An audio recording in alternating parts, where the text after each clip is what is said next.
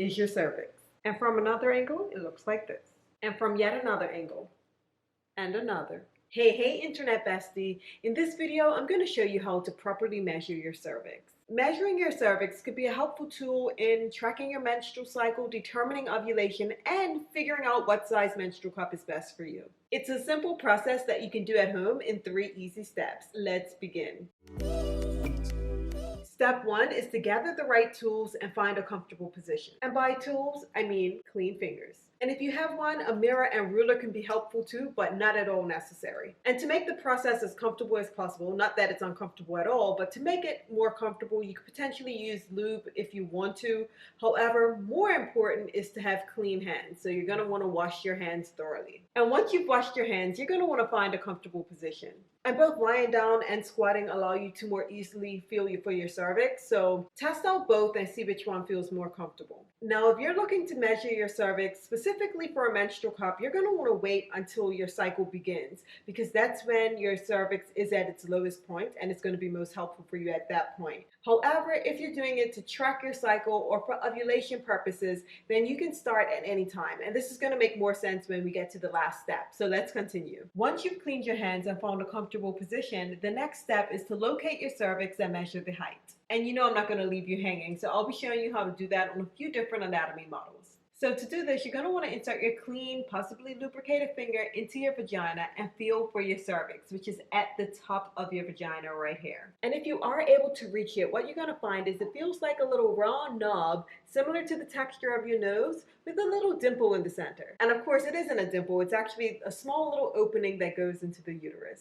And at this point, if you do need help finding your vaginal opening, by all means use that mirror, but again, it isn't necessary if you don't have one. Once that clean finger is in, it's time to measure your cervix height. Because your cervix moves throughout your cycle, as you insert your finger throughout your cycle, you're going to realize that it's moving, and sometimes it requires you to insert more of your finger, and sometimes you can reach it sooner. So what you're going to take note of is when you're inserting that finger, how much of that finger do you have to insert in order to get to the cervix? If you're measuring for your menstrual cup and you're doing it during the first couple days of your cycle, you're going to want to insert your finger, and if your finger can go all the way in, or if it's like this and you've put the whole finger in and still can't quite feel it properly, then you know you have a high cervix. If you can begin to feel it at about the halfway point or just a little more than that, you have a normal cervix, a normal height cervix for a menstrual cup. If you can feel your cervix before you even get to your first knuckle or just thereafter by the halfway point, then you have what's considered a lower cervix for a menstrual cup. But when it comes for everything else, it could be at any point, like I said, throughout your cycle, and you're just going to want to measure that height initially.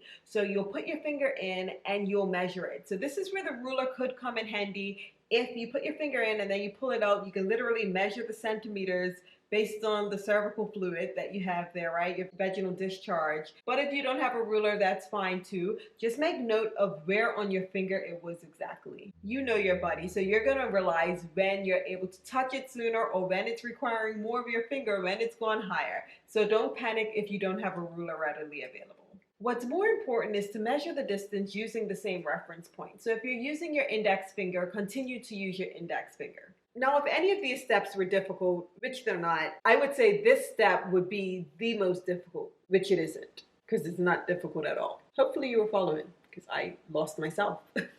But this step is to repeat it daily and track your results. So you can see how I said, if any of these were difficult, this may be what would be considered the most difficult, because it's going to require you tracking your results. In order to notice that difference in cervical height, you're going to have to track it on a daily to see when in your cycle is your cervix going up and when it's coming down. And from there, that's when you're going to know when you're ovulating. That's when you're going to know when your period's about to begin. You're going to know all of these things because you're going to get familiar with your body. So yes, if you are looking to measure your cervix for tracking your menstrual cycle or to determine ovulation, then you're going to want to repeat this process every single day, ideally around the same time, and preferably after a bowel movement. And that consistency would just help you see those patterns more easily. And if you're wondering why I said after a bowel movement, it's because a bowel movement can actually help push some of that cervical mucus down. Track those measurements in a chart, in a journal, or in one of your phone apps so that you can more easily see patterns over time. And as you track, you're going to notice those differences throughout your cycle with your cervix. You're going to notice the positioning changing, how it goes up higher when you're approaching ovulation, how it's at its highest at ovulation, how it's softer than normal at ovulation, how it's moister than normal at ovulation. So you're going to notice these changes, whether it's firmer than normal, if it's getting lower, are you approaching menstruation. You're going to notice these things as you continue to track. It can help you determine the best times for conception or abstaining from sex if you're looking to avoid having a child. It's also just cool to know what's happening in your body at any given time. Now let's talk really quickly about measuring your cervix specifically for a menstrual cup.